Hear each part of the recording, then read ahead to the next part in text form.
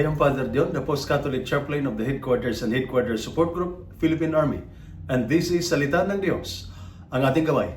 Today is Thursday, June 19, 2025, of the 11th week in Ordinary Time.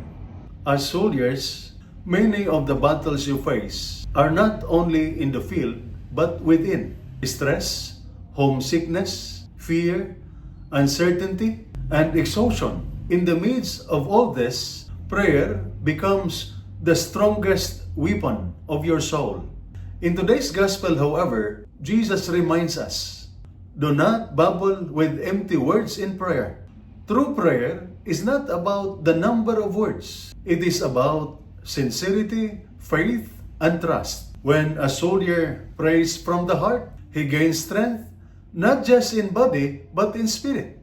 Whether you are on patrol, in the barracks, or manning post, a simple prayer, honest and heartfelt, can bring light to the darkest moments. You do not need fancy words. A quiet, Lord, protect my family while I am deployed and away from home, or give me strength to carry on, is more powerful than 1,000 empty phrases. Prayer grounds you. It reminds you of who you are and whose you are. Prayer also nurtures your mental health. It allows you to pause, breathe, and reconnect with God. It brings calm in chaos, direction in confusion, and comfort in pain. In every prayer, you are reminded you are not alone.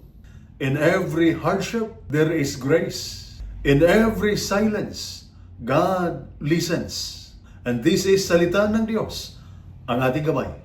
Let us pray. Lord, in every moment I feel heavy or lost, teach me to pray with honesty and faith. Remove empty words from my lips, my heart, and my values. I hold on to you, not just to survive, but to walk forward with courage and purpose. Amen. And may the Almighty God bless you and your family, the Father, the Son, and the Holy Spirit. Amen.